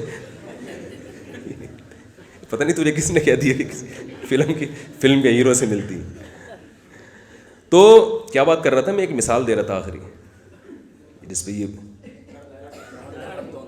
ہاں میں نے اس سے کہا بھائی آپ کا جو آدھے دھڑ پہ فالج ہوا ہے, آپ کہہ رہے ہو بابے کے مزار پہ جاؤں گا تو آدھا دھڑ بھی ٹھیک ہو جائے گا.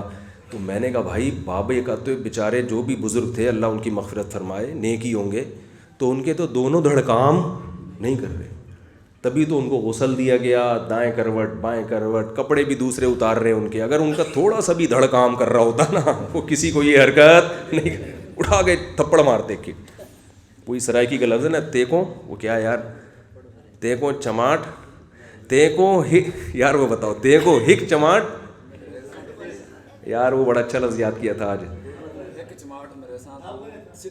ہاں تیکوں ہک چماٹ مریسا تو سدھا تھیا ویسا, صحیح بولا نا, تیکوں ہک چماٹ مریسا تو سدھا تھیا ویسا.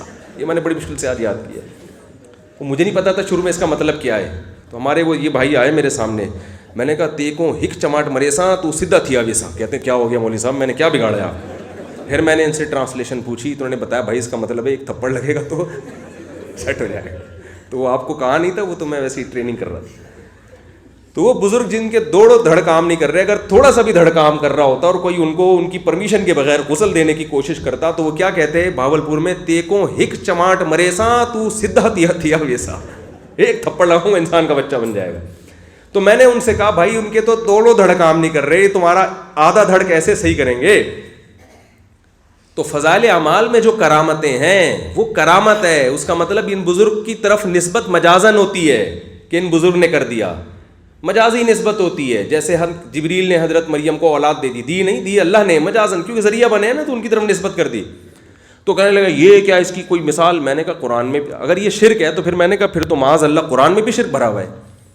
قرآن میں آتا ہے کہ سلیمان علیہ السلام اپنے دربار میں بیٹھے ہوئے اپنے محل میں, اور ملکہ سبا کے بارے میں رپورٹ مل گئی, ہدہد نے آگے بتا دیا کہ وہ چل پڑی ہے, آ رہی ہے, انسان بن کے کیا ہو رہی ہے, وہ آ رہی ہے. تو حضرت سلیمان علیہ السلام نے فرمایا ایکم یاتینی بعرشھا قبل ان یاتونی مسلمین, اے میرے درباریو تم میں کون ہے جو سینکڑوں کلومیٹر دور جا کے اس کا تخت, میری درخواست, میری یعنی فوراً سے پہلے اس کے یہاں پہنچنے سے پہلے اس کا تخت کون اٹھا کے لا سکتا ہے؟ حالانکہ کوئی جہاز بھی نہیں تھے اس وقت, ہوائیں مسخر تھیں سلیمان علیہ السلام کے لیے, یہ پیشکش عام پبلک کے لیے نہیں تھی. تو کون ہے جا کے لے آئے گا؟ قال عفریت من الجن انا آتیک بہ قبل ان تقوم من مقامک, ایک بہت بڑے جن نے بولا کہ اے سلیمان آپ کہتے ہو ملکہ کے یہاں پہنچنے، یہ تو بہت بہت دیر ہو جائے گی، آپ کی مجلس برخاست ہونے سے پہلے میں لے آؤں گا جن. جن تو کر سکتا ہے نا، وہ تو اتنی دور ہوا میں اڑتا ہوا جائے گا، اٹھا کے لے آئے گا. عامل لوگ خوش ہو جائیں گے، بولیں گے اس سے پتہ چلتا ہے جنات بڑے کام کر سکتے ہیں. ایک عامل نے مجھے کہا قرآن میں آتا ہے جن نے کہا میں یہ تخت اٹھا کے لے آؤں گا، تو اس کا مطلب ہم بھی یہ کر سکتے ہیں جنات کے ذریعے. میں نے کہا جن یہ کام کر سکتا ہے سلیمان علیہ السلام کے کہنے پہ، قرآن سے یہ ثابت ہوتا ہے. تیرے کہنے پہ کر سکتا ہے یہ ثابت تو دین کا کیا لگتا ہے جو تیرے کہنے پہ تخت یہاں سے وہاں اٹھا کے لے آئے گا. جتنے عامل ہیں نا بھاولپور میں، جو جن چڑیل بھوت اور یہ سنگ دل محبوب قدموں میں، ان سے بول تو یہاں کسی پٹھان ہوٹل سے بغیر پیسوں کے ایک پراٹھا اٹھوا کے لے آ. میں کیونکہ پٹھان ہوٹل کے پراٹھے بڑے شوق سے کھاتا ہوں ناشتے میں، ہمارے پٹھان بھائی ہیں، بڑی دوستی ان سے، عزت کرتے ہیں. تو وہ اور ان جیسا پراٹھا کوئی بناتا نہیں ہے، مسئلہ یہ ہے سارا. تو اس لیے میں مثال اسی کی دیتا ہوں. میں کہتا ہوں بھائی ہم تو جب بھی جاتے ہیں پیسے دے کے، ہاں وہ عزت محبت میں نہ لے ایک الگ بات ہے، لیکن چپکے سے اٹھا کے لانے میں ہمارے اندر اتنی عزت ہمیں دیتے ہیں، پھر بھی ہم چپکے سے نہیں اٹھا سکتے. تو میں نے کہا کہ یہ جو کہتا ہے نا عامل کے سنگ دل محبوب آپ کے قدموں میں لے آؤں گا، اس سے کیا یہ پہلے ایک ریہرسل کے طور پر محبوب صحیح جگہ پہ پہنچے، صحیح قدموں میں پہنچے، ایسا نہ ہو محبوب کی بجائے کچھ اور نہ اٹھا کے لے آئے. تو پہلے مجھے یہ ثبوت پیش کرنے کے لیے کہ تیرے پاس یہ رائٹ ہے کہ تو جنات کے ذریعے، وہ کہتے ہیں ہم مشرک نہیں ہیں، ہم تو جنات سے کام لیتے ہیں. جیسے سلیمان علیہ السلام نے جن سے کہا نا، وہ جن نے کہا میں تخت اٹھا کے لے آؤں گا. تو یہ کہتے ہیں جب جن تخت وہاں سے وہاں اٹھا کے لا سکتا ہے تو سنگ دل محبوب کو قدموں میں کھینچ کے کیوں نہیں لا سکتا؟ حالانکہ سنگ دل وہ ملکہ سبا تو اتنا دور رہتی تھی، اور سنگ دل محبوب آپ کی گلی کے نکڑ پہ رہتا ہے. صحیح ہے نا؟ وہ تو پچھلے محلے کی گندی گلی سے تھوڑا سا گولے گھنٹے کی دکان آئے گی، تھوڑا سا مڑو گے تو ایک گول گپے والا کھڑا ہوگا، اس کے پچھواڑے پہ اس کا گھر ہوگا. قریب ہی ہے، کوئی سینکڑوں کلومیٹر دور ہے ہی نہیں. تو وہ کیوں نہیں 2 منٹ میں لا سکتا؟ تو بھائی اس کو بولو کہ پراٹھا ہوٹل سے اٹھا کے لیا، پیسے دیے بغیر، یہ جن سے کروا. جن یہ کام بولو نہیں کرے گا. اس لیے نہیں کہ جن میں طاقت نہیں ہے، جن ان عاملوں کو لفٹ نہیں کراتے. وہ تو لگتا کیا ہے اس جن کا جو تیرے لیے یہ کام کرے گا؟ وہ سلیمان علیہ السلام کے تو اختیار میں اللہ نے جنات کو دے دیا تھا، کیونکہ سلیمان علیہ السلام نے کہا تھا کہ ایسی حکومت چاہیے جو میرے بعد کسی کو نہ ملے. تو اللہ نے کہا ایسی حکومت تو پھر یہی ہو سکتی ہے کہ جنات بھی آپ کے فرما بردار بنا دوں میں. تو اس لیے جن تو کر سکتے ہیں مگر ان عاملوں کے مشورے پر نہیں کرتے. اس لیے ان عاملوں کو لفٹ کرانے کی ضرورت نہیں ہے. تو سوال پیدا پھر ڈائریکٹ جنات کو لفٹ کراؤ، وہ بھی کرانے کی ضرورت نہیں ہے، اس لیے کہ جن آپ کی باتوں میں نہیں آئیں گے. وہ جن کے بچے ہیں، وہ ٹھیک ہے نا، وہ انسان نہیں ہے. وہ آپ کی کیوں مانے گا وہ؟ تو سلیمان علیہ السلام نے کہا کون ہے جو تخت وہاں سے یہاں اٹھا کے لائے گا اس سے پہلے کہ ملکہ سبا یہاں پہنچے. اصل میں سلیمان علیہ السلام اپنی طاقت ملکہ سبا کو دکھانا چاہتے تھے کہ دیکھ میرے پاس ایسے ایسے جنات ہیں، ایسے ایسی چیزیں میرے پاس رکھی ہوئی ہیں کہ وہ ملکہ سبا نے پہلے تحفے تحائف بھیجے تھے نا حضرت سلیمان کو اپنی دھاک بٹھانے کے لیے کہ میرے پاس اتنی قیمتی چیزیں ہیں. تو حضرت سلیمان علیہ السلام نے فرمایا کہ میں ذرا اس کو اپنی ٹیکنالوجی دکھاؤں تو پتہ چلے کہ تیرے پاس میرے پاس جو کچھ ہے تیرے پاس اس کا 10واں حصہ بھی نہیں ہے. تو یہ بعض دفعہ بھرم میں لینا پڑتا ہے. بھرم میں جو باطل لوگ ہوتے ہیں نا، ان میں بھرم بازیاں بھی، جیسے ضیاء الحق گیا تھا نا ہمارا، تو وہ کرکٹ کا میچ دیکھنے کے لیے، تو راجیو گاندھی کے کان میں کہہ دیا تھا ایٹم بم ہمارے پاس بھی ہے. بول دیا تھا نا. ایٹمی دھماکہ تو بہت بعد میں ہوا ہے نا. ارے انڈیا کی فوجیں جنگی مشقیں، ہمیں یاد ہے ہم بہت چھوٹے تھے اس وقت، انڈیا کی فوجیں جنگی مشقیں کر رہی تھیں بارڈر پہ. بالکل اس بات کا خطرہ تھا کہ انڈیا اٹیک کر دے گا. تو میچ ہو رہا تھا انڈیا میں، تو ضیاء الحق جو ہے نا میچ دیکھنے چلے گئے یہاں سے. اس پہ لوگوں کو بڑا اعتراض ہوا، chief of army staff cricket کھیلنے جا رہا ہے، یار یہ کون سا طریقہ ہے یار، پاکستان کا صدر ہے، چیف آف آرمی اسٹاف ہے. تو اصل میں وہ میچ دیکھنے نہیں، وہ ہوا یہ تھا کہ وہ میچ کے دوران راجیو گاندھی کے ساتھ صدر مملکت صاحب جا کے بیٹھے اور باتوں باتوں میں کان میں کہہ دیا کہ ہم نے بھی بم بولو بھائی بنا لیے. تو جیسے یہ ارشاد فرمایا فوراً فوجیں پیچھے ہٹ گئی. وہ جنگ کا خطرہ کیا ہو گیا. تو یہ بھرم دنیا میں ہر جگہ چل رہا ہوتا ہے. اگر ایسے فون کر کے یہ لیٹر لکھے وہ بھرم میں نہیں آتے. جیسے وہ پائلٹ کا ہوا نا، تمیز سے اتارا، چائے وا پلا کے، تولیہ ولیہ نہلا دھلا کے چلو گے شاباش. تو اس کی الگ یہ مزہ ہوتا ہے. میں زیادہ نہیں چھیڑوں گا، وہ پائلٹ بھی بیان سنتے ہیں. ابھی نندن کی بات کر رہا ہوں تو وہ بھی بیان سنتے ہیں. وہ کہتے ہیں بس کرو یار بہت ہو گئی. تو یہ بھی بھرم ہوتے ہیں نا. جہاز اڑ رہا ہے, ہمارے پائلٹ اڑا اور نیچے اتارا, چائے وائے پلائی, ٹھنڈا ونڈا اور کوئی کولڈ ڈرنک کی ضرورت نہیں, چائے ٹھنڈا گرم ہونے کا بھائی گرم چلے گا, یہ رو بھی گرم پیو, تولیے ولیے بھی رکھا ہوا تھا, پلا پلو کے. جی اس کے بھی کیا ہوتے ہیں, بھرم ہوتے ہیں, یہ بھرم. تو خیر سلیمان علیہ السلام نے کہا کہ ذرا یہ بھرم میں آ جائے ملکہ سبا, یہ بڑی اپنی فخر کر رہی تھی میرے پاس یہ ہے, میں اتنی مالدار اور ویسی حکومت. سلیمان علیہ السلام نے کہا اس کے یہاں پہنچنے سے پہلے اس کا جو عالی شان اربوں کھربوں روپے کا تخت ہے وہ کون ہے یہاں اٹھا کے لے آئے, تاکہ وہ دیکھتے ہی کس میں آ جائے, بھرم میں آ جائے. تو جن نے کہا کہ آپ کی مجلس ختم, آپ کہہ رہے ہو کہ یہاں پہنچنے, یہ تو بہت لیٹ. وہ جن اپنے بھرم دے رہے ہیں, ٹھیک ہے نا, جن کیا کر رہا ہے, اپنے بھرم ڈال رہا ہے کہ آپ کہہ رہے ہو کہ ملکہ سبا جو 1 مہینے میں یہاں پہنچے گی, اس 1 مہینے سے پہلے تخت, یہ تو بہت آپ نے ایسی بات کر دی ہے جو سلیمان علیہ السلام آپ اللہ کے پیغمبر اور بادشاہ ہیں بس, ٹھیک ہے نا, آپ کا ادب کرتا ہوں میں, یہ تو بہت آپ نے ایسی بات کر دی ہے. مجلس برخاست ہونے سے پہلے تخت یہاں پر موجود ہوگا. اب چونکہ بھرم چل رہے ہیں ٹھیک ہے, تو وہاں ایک بزرگ بیٹھے ہوئے تھے جو جن نہیں تھے, کیونکہ قرآن کہتا ہے قال الذی عندہ علم من الکتاب, اس شخص نے کہا جس کے پاس کتاب کا علم تھا. کتاب سے مراد ہے زبور جو داؤد علیہ السلام پہ نازل ہوئی, یعنی عالم تھے, بزرگ تھے. انہوں نے کہا کہ یہ کہہ رہا ہے کہ مجلس ختم ہونے کے بعد میں تخت لے کر آؤں گا, بہت لیٹ. یہ کیا, یہ میرا اپنا اسٹائل ہے, ٹھیک ہے نا, بہت تاخیر ہو جائے گی حضرت, بھرم اس کو نہیں کہتے.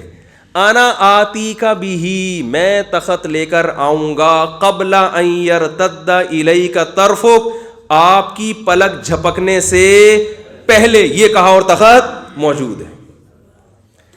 نہیں آ رہی بات. اب یہ واقعہ اگر قرآن میں نہ ہوتا, صرف فضائل اعمال میں ہوتا, تو فضائل اعمال پہ کیا فتویٰ لگتا, شرک. اس لیے کہ آپ کو شرک کی ڈیفینیشن معلوم نہیں ہے, آپ نے بس ایک توحید کا لفظ یاد کر لیا اور جہاں اٹھاؤ جس پہ چاہو شرک کا ٹپا لگا دو. ہاں کیا ہو رہا ہے اب وہ میں بتاتا ہوں. اصل میں یہ بزرگ کی کرامت تھی, سمجھ رہے ہو, ان کو اللہ کی طرف سے الہام ہو گیا کہ آج اللہ آپ کے ہاتھ پر ایسی کرامت ظاہر کرے گا, ایسی کرامت کہ آپ اشارہ کرو گے اور سیکنڈ سے بھی پہلے تخت حاضر ہوگا. اشارہ کریں, انہوں نے کیا اور تخت حاضر. تو یہ ان بزرگ کا کام نہیں ہے, کوئی کسی بزرگ کے پاس یہ طاقت نہیں ہے. یہ کس کا کام ہے, اللہ کا, جو اللہ نے ان بزرگ کے ہاتھوں پر کیا, اور کرنے سے پہلے اللہ نے ان کو بتا دیا کہ میں آپ کے ہاتھ پہ یہ کرامت ظاہر کرنا چاہتا ہوں. اس سے ایک اور اشکال کا جواب ہو گیا جو فضائل اعمال پہ کرتے ہیں. لوگ کہتے ہیں کہ صحابہ کے ہاتھ پر تو یہ کرامت ظاہر نہیں ہوئی, فضائل اعمال کے بزرگوں کے ہاتھ پہ کرامت ہو گئی, تو کیا وہ صحابہ سے بھی بڑے ہو گئے؟ بھائی کرامت ظاہر ہونے سے کسی کا مقام دوسرے سے بڑا نہیں ہوتا. اس لیے کہ پھر یہ اشکال تو وہاں بھی ہوگا کہ سلیمان علیہ السلام تو پیغمبر ہیں, بادشاہ ہیں, اللہ کے برگزیدہ پیغمبر ہیں, وہ تو تخت لا نہیں سکے. وہ تو 1 مہینے کا انتظار کر رہے ہیں کہ بھائی اگر نیچرل طریقے سے آئے گا تو 1 مہینہ تو لگے گا کم از کم, ہوا میں بھی اڑ کے جائیں گے تو ٹائم لگے گا نا. کوئی اخپل طریقے سے کوئی لے کر آئے, کوئی کس طریقے سے لے کر آئے, اخپل طریقے. پشتو کوئی پٹھان بھائی بیٹھے ہوئے, اخپل کا لفظ نہیں, مزہ نہیں آئے گا. اخپل طریقہ مطلب ہوتا ہے اپنے طریقے سے لے کر آئے, کوئی وکری اسٹائل میں لے کر آئے, تو جن ہی لا سکتا ہے یا کوئی کرامت ہو سکتی ہے. تو وہ کرامت جو حضرت سلیمان علیہ السلام کے ہاتھ پہ ظاہر نہیں ہوئی, وہ ان کے درباری میں سے ایک امتی کے ہاتھ پہ ظاہر ہو رہی ہے. تو ظاہر ہونے کے باوجود اس امتی کا مقام پیغمبر سے بڑھ کر نہیں ہے. تو پتہ چلتا ہے میرے بھائی کہ کرامت ظاہر ہونے سے یہ نہیں ہوتا کہ یہ صحابی سے بڑا ہو گیا. کسی کے مقام کے بلند اور چھوٹے ہونے کا تعلق عمل سے ہے, کرامت سے نہیں ہے. اعمال اچھے ہوں گے تو اللہ کی نظر میں اونچا مقام ہے, چاہے کرامت ظاہر نہ بھی ہو. تو ایسے ہوا ہے کہ بعض ولیوں کے ہاتھ پہ ایسی کرامت ہوئی جو پیغمبر کے ہاتھ پہ نہیں ہوئی, صحابہ کے ہاتھ پہ, بعض صحابہ کے ہاتھ پہ ایسی ہوئی جو نبی پہ نہیں ہوئی ہے, بعض پیغمبروں کے ہاتھ پہ ایسا معجزہ ہوا جو ان سے بڑے پیغمبر پر نہیں ہوا. حضرت عیسیٰ علیہ السلام نے مردے کو زندہ کیا کہ نہیں کیا, لیکن ہمارے نبی سے ایسا واقعہ منقول نہیں ہے. لیکن مقام کس کا بلند ہے, ہمارے نبی کا بلند ہے.